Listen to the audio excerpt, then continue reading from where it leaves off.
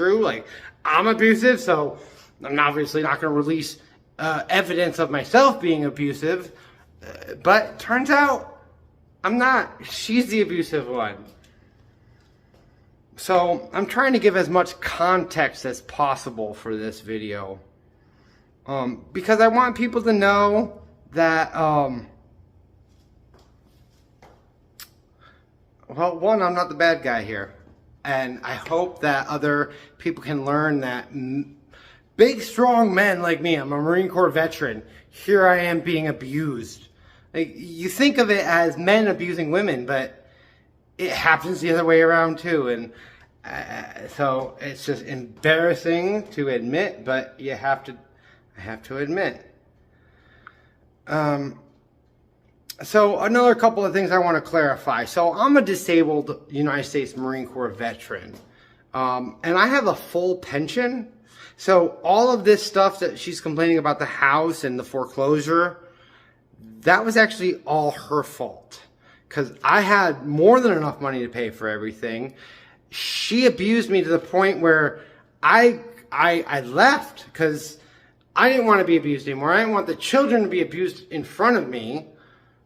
She wouldn't stop abusing. She wouldn't stop screaming at me that I had to give up my house and leave everything behind.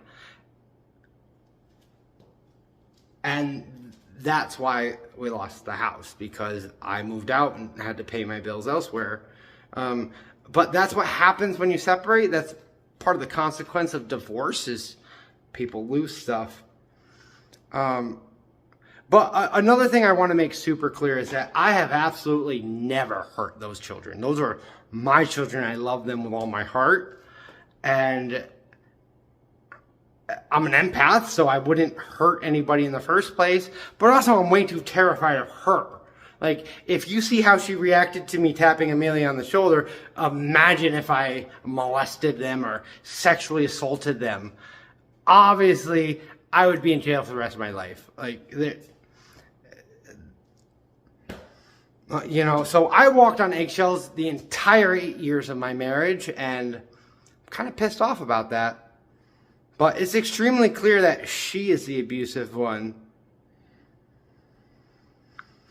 And, you know, sadly, there really is no cure for this kind of personality disorder. Cluster B personality disorders typically have extremely low success rates at treatment, and it's because the individuals don't think they have anything wrong with them.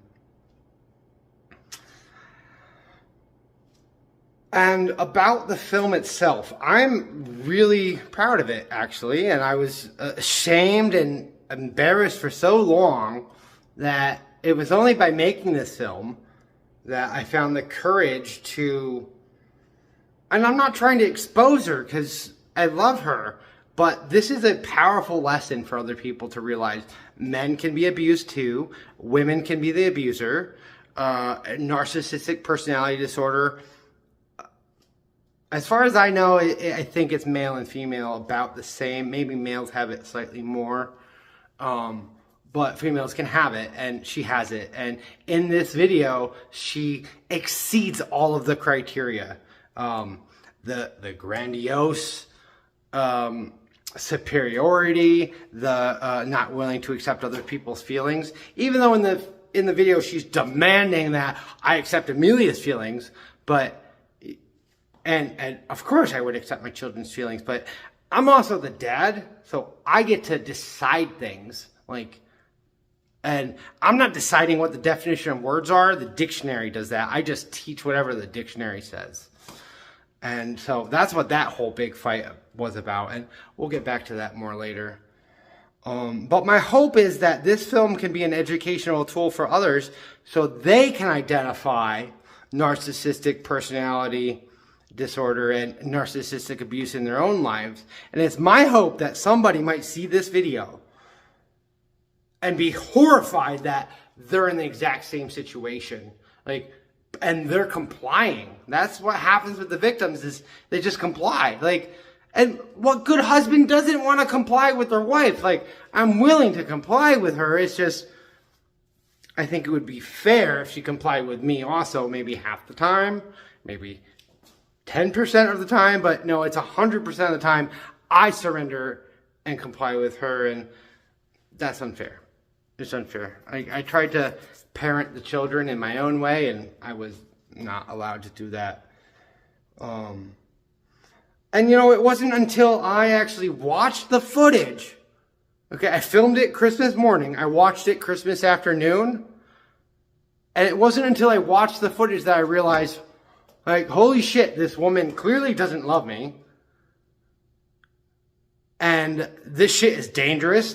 That shit was absolutely inappropriate in a million ways.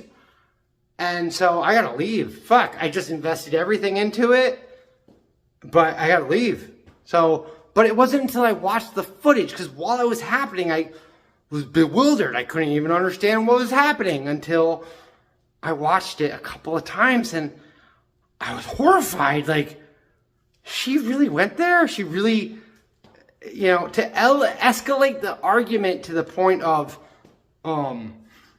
comparing children being raped to what I'm doing. It's just, that's her escalating the argument to a point where I can't defend it. I can't, she tops the argument in any way possible, whatever it takes. So it wasn't until I made this film that I realized what was really happening, and that's remarkable. So maybe I encourage other victims to start recording. I got lucky because she was so arrogant that she was like, record me. Most narcissists will probably not willingly let you record them. But she was so confident that she had me under control and completely subordinate because I just gave up everything. She didn't think I could really leave. So she thought she could do whatever she wanted. Or she's seeing somebody else, which at the end of the film, it shows she confesses that she wants somebody else. She wants to meet new men. She made that super clear. And so maybe that's really the reason for all of this. So I still can't believe how long I put up with abuse. Like, how did I not see it earlier? You know, like, I'm a psychologist. How did I not recognize that I was in an abusive relationship? Well, the truth is I did realize it a long time ago, but it scared me so much that maybe I denied it, or I put it away, or tried to figure out other explanations, or try to have ultimate compassion and grace, or try to be loyal to my marriage, or loyal to my marriage vows, which actually that's something I still try to hold up to, which is why I did everything I did, because, well, I mean, maybe it's part of my own ego, but I want to be seen as a good guy. But no matter what I do, I'm never going to be seen as a good guy for her. So, you know, I used to try to fight with her. I used to try to win arguments. I used to try to reason with her. I used to try to compromise. And absolutely nothing I could ever do would be good enough. You know, Christmas morning started off kind of unwell. But I thought she was going to at least keep me for a couple months so I could start working and make an abundance of money that then she could then have access to, because I would have, as a married couple, it was hers. She could have all of my money. And so I'm surprised she wasn't a little more strategic and nice on Christmas, and then a total dick and asshole like she normally is, like in February or March. But nope, she couldn't control herself. And so this video represents the end of a marriage.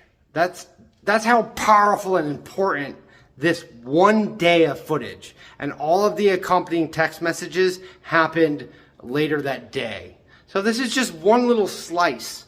But for some reason she acted so outrageous and so absurd on camera. I'm still dumbfounded. She's like, record this. For the record, I'm not at a pump and dump station. In front of my fucking kids on Christmas. Good God.